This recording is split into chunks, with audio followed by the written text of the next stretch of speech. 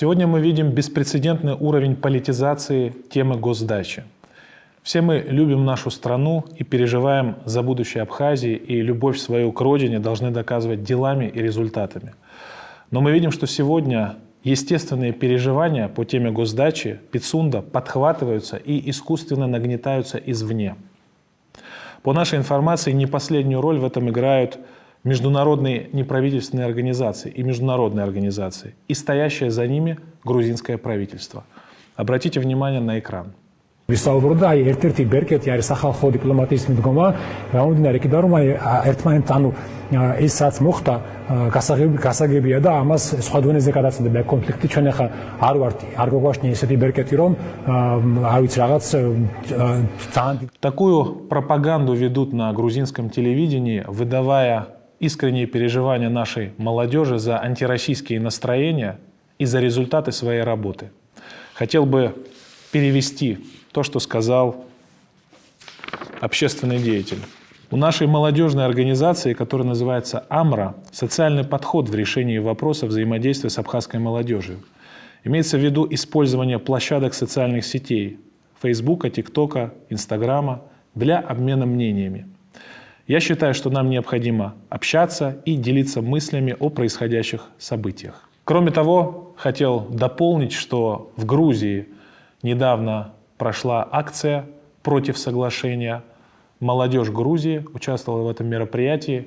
Обратите внимание на кадры. Грузинское правительство через международные НПО пытается вмешиваться в наши внутренние дела. Их общая цель понятна. Они делают все, чтобы испортить наши межгосударственные абхазо-российские отношения, довести до предела антироссийские настроения в нашей стране для последующей смены внешнеполитического курса. Но у них это не получится. Наш народ с благодарностью и уважением относится к России, к руководству России, учитывая огромную поддержку, которая все эти годы оказывается нам. Я долгое время работал в администрации президента Российской Федерации Владимира Путина. И мне трудно представить, что глава российского государства может предложить или согласиться с чем-либо, что ущемляет наш государственный суверенитет или оскорбляет наше национальное самосознание. Вместе с тем, сегодня в Грузии подают голос те, кто считает, что такое соглашение Абхазии не нужно. Кто в их числе? Это, к примеру, действующий президент Грузии Саломе Зурабишвили, который неукоснительно выполняет инструкции Госдепа и ЦРУ США. Это предатель по фамилии Буава, который по заданию грузинской спецслужбы регулярно проводит информационные провокации против Абхазии.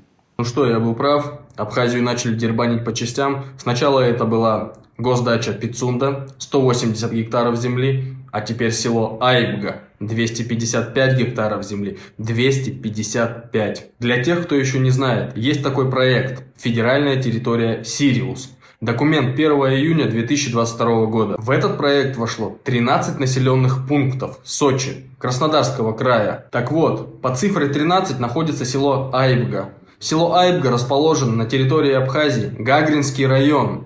И если на сегодняшний день суммировать госдачу Пицунду и село Айбга, то получается 482 гектара ушло в пользу Краснодарского края. И вы мне будете говорить, что Абхазию никто не продает по частям. Началось уже. Пора глаза открывать. Народу Абхазии пора открывать глаза. Сегодня нам раздают советы грузинские политики, которые передали сотни гектар своей земли американцам под преступные замыслы, а именно строительство сети военных биолабораторий. К примеру, открытая на финансирование США в пригороде Тбилиси лаборатория имени Ричарда Лугара занимается разработкой биологического оружия. Мы об этом хорошо знаем.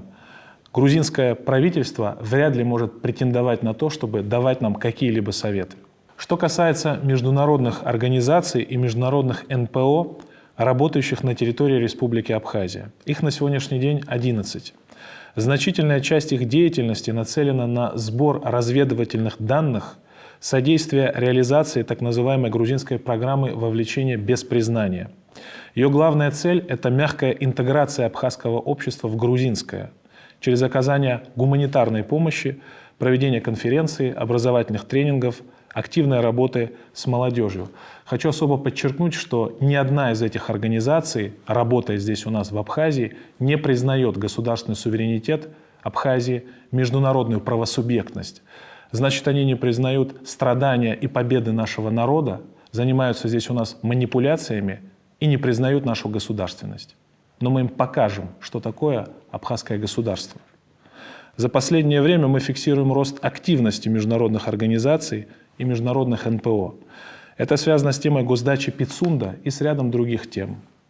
К примеру, МИД Республики Абхазия, по информации, предоставленной СГБ Абхазии, проводила анализ проекта организации ФАО. Проект реализовывался в Гудаутском районе, в селе Приморское, и имел целью развитие абхазских сортов винограда. Однако мы обратили внимание на то, что территория, выбранная для реализации этого проекта, находится в непосредственной близости от места дислокации Российской объединенной военной базы, техническая позиция ПВО.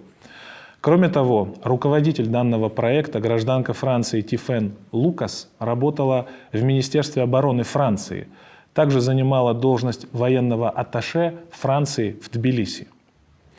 По нашей информации, гражданке Лукас была поставлена задача заниматься сбором разведданных на территории Республики Абхазия. Такие действия мы рассматриваем как прямую угрозу национальной безопасности Республики Абхазия. В связи с этим приняты следующие решения: запретить реализацию этого проекта вблизи Российской объединенной военной базы, которая гарантирует нашу безопасность. Гражданку Лукас мы объявляем персоной нон-грата, нежелательным лицом в Абхазии. По поступившей информации, она уже покинула нашу территорию. Также хотел бы проинформировать, что представители западных НПО организовали размещение на территории Абхазии специальных электронных датчиков, которые якобы должны были заниматься сбором информации о природных, климатических, топографических параметрах в нашей стране, а на поверку они использовались для сбора разведданных и радиоразведки. Аналогичные датчики были установлены в Нагорном Карабахе перед началом последней фазы вооруженного конфликта. Уважаемые сограждане, учитывая вышеизложенное, полностью поддерживаем идею разработки и принятия закона о регулировании деятельности неправительственных организаций на территории Республики Абхазия. Какие его главные задачи? Обеспечить прозрачность их деятельности, прозрачность источников финансирования, невмешательство во внутренние дела нашей страны.